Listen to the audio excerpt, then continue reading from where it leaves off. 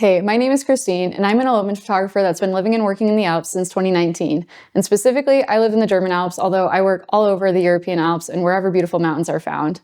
And in this guide, I'm going to be diving into everything you need to know if you're planning a wedding or elopement in Germany and coming from abroad to do it, because I know it can be a little confusing at first, specifically when it comes to the legalities of whether or not you can elope in the country. And so that's what this video is all about. And we're going to be diving into everything about legal ceremonies, the religious ceremonies, as well as symbolic ceremonies. So stay tuned, and I'm excited to go over all those different options with you because Germany is awesome and it does not get enough credit for being an amazing elopement destination. So before you even bother listening to the rest of this video, you might be wondering, can I even get married or elope in Germany if I'm coming from abroad? And the quick answer is yes, you definitely can. The nuanced answer definitely depends on what type of wedding ceremony you're hoping for, and we're going to be diving into each of those options in this video. So there's 3 types of weddings or elopement ceremonies that you can have. There's 1, the civil marriage, 2, religious or church weddings, and then 3, there are also symbolic ceremonies. And the rules, regulations, everything you know varies depending on each of these, and so we're going to get into that. When it comes to civil marriage, technically, as someone coming from abroad, you can have a legal ceremony in Germany, but it is a long and difficult process that comes with a lot of caveats. Marriage rules vary from Landkreis to Landkreis in Germany, which is basically the American equivalent of a county. So this creates an added level of complexity if you're a foreigner or non-resident. Generally, the paperwork to get legally married takes a few months to complete and requires multiple in-person appointments. I've seen some people say they got their paperwork done in a couple of months if they were living in the country. I've seen other people say it took 6+ months.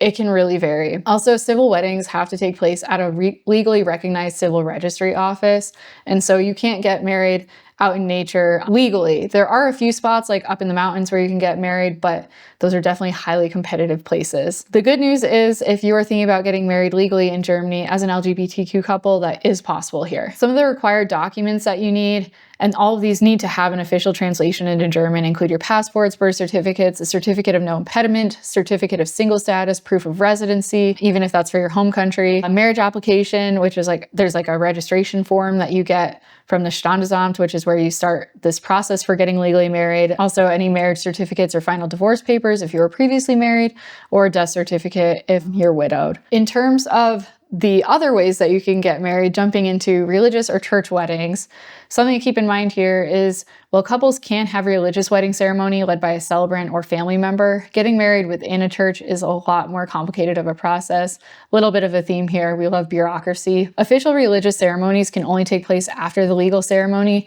whether that's in Germany or in your home country. And churches may require documentation of your legal ceremony and also proof of baptism or confirmation certificates, particularly if you're Catholic. Unlike the USA, most churches in Germany don't really see themselves as a wedding venue. This means that couples coming from abroad are a lot less likely to get approval to marry within the church, as they aren't a part of that church parish or community. In Germany also, we have like church tax, and so taxation with specific religious affiliations can also play a role into whether or not you get permission to marry within the church. Definitely, there are a lot of hoops to jump through if you want to go that route. For that reason, I recommend a symbolic ceremony. A symbolic ceremony is a great way to weave in any religious or cultural elements that matter to you without the headache of a traditional church wedding.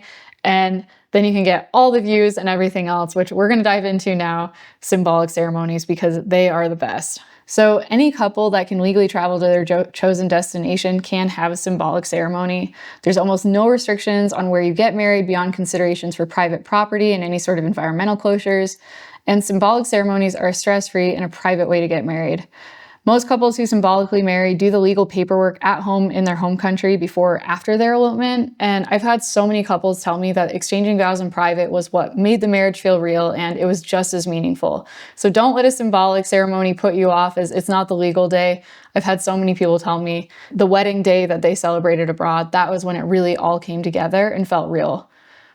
So one of the biggest questions I get as an elopement photographer is, what does a symbolic ceremony even look like? So I want to dive into that, give you some ideas of just a general overview. I'm definitely considering making another video all about symbolic ceremonies themselves, just because I think people have so many questions and it's hard to envision without actually experiencing it. So I'm hoping I could do that in a way that would paint you a broader picture of that.